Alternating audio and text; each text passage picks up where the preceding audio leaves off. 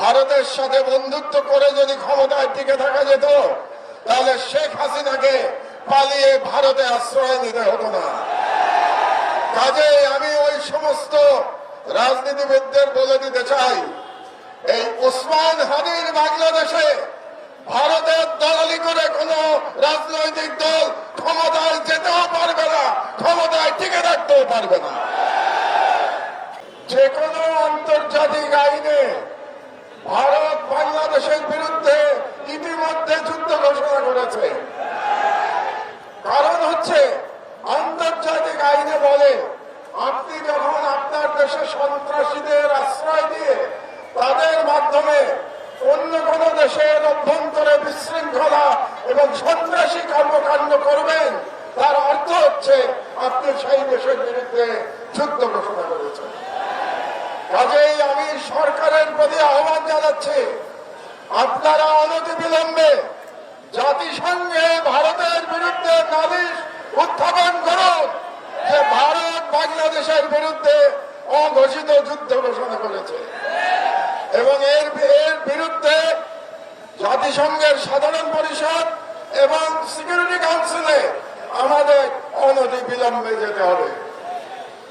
2 নম্বর, রাজনৈতিক দলগুলোর উদ্দেশ্যে আমি বলতে চাই, অনেক রাজনৈতিক নেতা বলে থাকেন যে ভারতের সাথে বন্ধুত্ব করা ছাড়া নাকি ক্ষমতায় যাওয়া যায় না, কিংবা ক্ষমতায় গেলেও টিকে থাকা যায় না। ভারতের সাথে বন্ধুত্ব করে যদি ক্ষমতায় টিকে থাকা যেত, তাহলে শেখ হাসিনাকে পালিয়ে ভারতে আশ্রয় নিতে হতো না। কাজেই আমি ওই সমস্ত রাজনীতিবিদদের বলে দিতে চাই, এই ওসমান হাদির বাংলাদেশে ভারতের দলালি করে কোন রাজনৈতিক দল ক্ষমতায় যেতেও পারবে না, ক্ষমতায় টিকে থাকতেও পারবে না।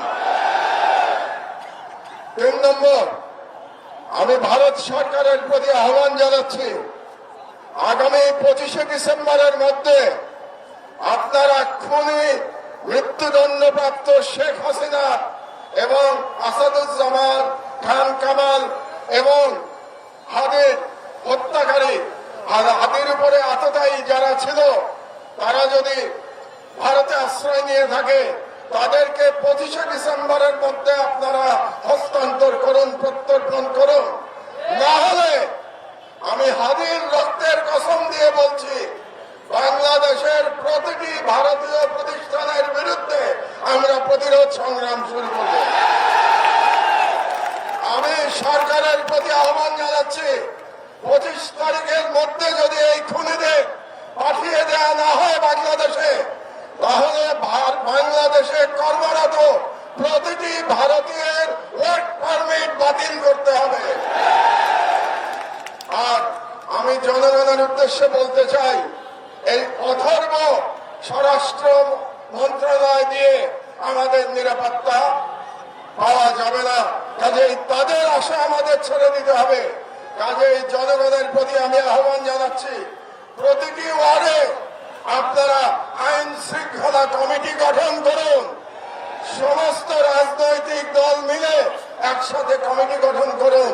তাদের দায়িত্ব হবে ফ্যাসিবাদী এবং ফ্যাসিবাদী দোষরদের চিহ্নিত করে তাদেরকে আইনের হাতে সুপর্দ করা। এই দায়িত্ব জনগণকেই নিতে হবে। এই কটি কথাই আমি আজকে বলতে চাই।